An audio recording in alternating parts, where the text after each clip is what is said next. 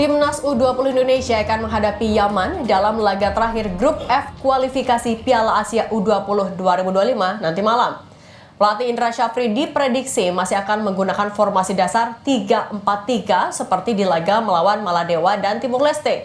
Garuda Muda memuncaki klasemen sementara Grup F dengan torehan 6 poin, unggul selisih 1 gol atas Yaman. Pertarungan kedua tim akan jadi penentu siapa yang bakal mengamankan 1 tiket otomatis ke putaran final Piala Asia U20 2025.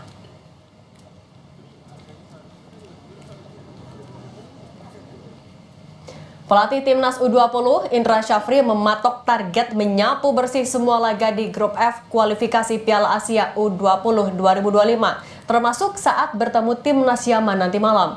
Untuk itu, Indra Syafri meminta anak buahnya untuk mewaspadai striker bernomor punggung 9 di Yaman U20, Abdul Aziz Awad Masom.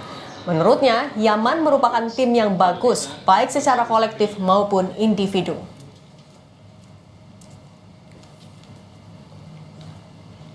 Tentu plan B-nya minimal draw, tetapi persiapan tim tetap harus untuk bisa memenangkan pertandingan.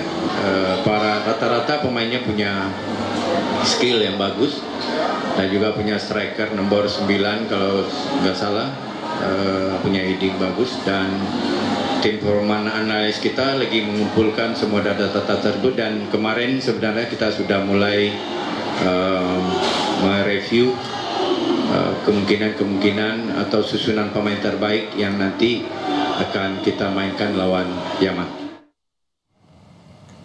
Lalu bagaimana peluang Timnas Indonesia malam nanti?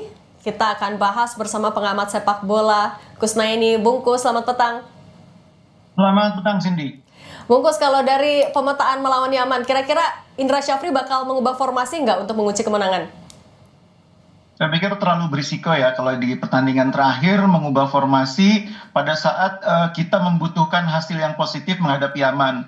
Yang kedua, formasi 3-4-3 yang kemarin diturunkan juga hasilnya kan cukup baik.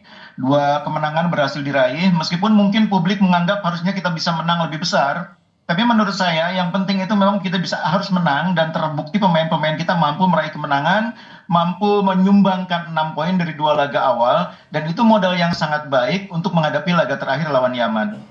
Oke, posisinya kan sama-sama menang 2 kali, poinnya sama-sama 6. Apa yang patut diwaspadai sama Timnas U20 saat nanti malam lawan Yaman?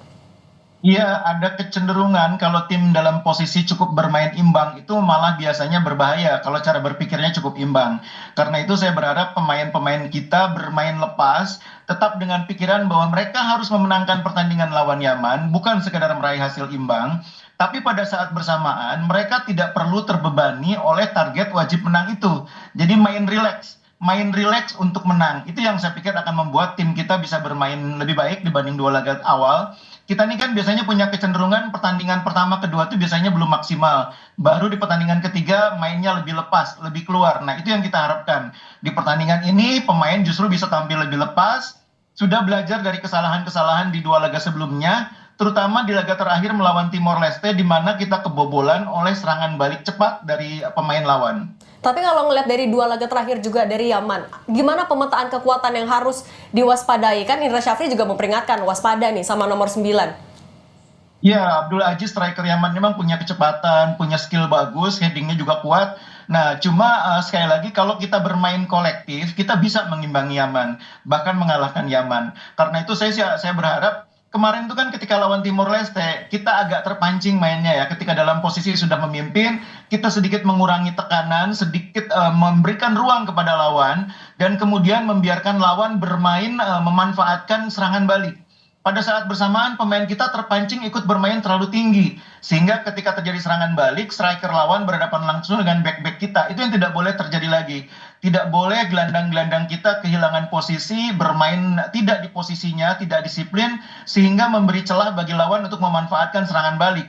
Karena serangan baliknya Yaman itu lebih berbahaya daripada serangan baliknya Timor Leste maupun Maldives. Ini yang harus diingat oleh para pemain kita. Kita memang tidak wajib menang, tapi menurut saya kalau kita kecolongan akan sangat merepotkan kita. Oke, Bungkus, tapi kan Indra Syafri juga bilang kemarin salah satu yang akan diprioritaskan adalah recovery. Kalau menurut Bungkus, cukupkah itu untuk mengamankan posisi puncak di grup F? Iya, semua tim kan juga mengalami situasi yang sama ya. Jadwalnya padat, hanya selisih 2 hari dari satu pertandingan ke pertandingan berikutnya. Jadi sama-sama capeknya. Recovery di sini mungkin maksudnya pada saat selesai pertandingan hingga menjelang pertandingan berikutnya, programnya lebih fokus pada pemulihan ketimbang menambah porsi latihan. Itu saya pikir yang biasa dilakukan oleh pelatih kalau jadwalnya padat ya, jadwalnya rapat gitu ya.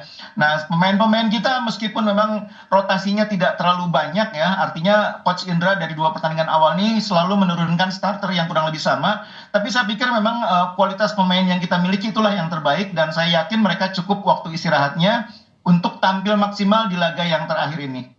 Oke, tampil maksimal dan menang itu jadi harapan bukan cuma dari timnas tapi juga Iya. semuanya. Bungkus, terima kasih sudah berbagi di Kompas Petang. Sehat selalu.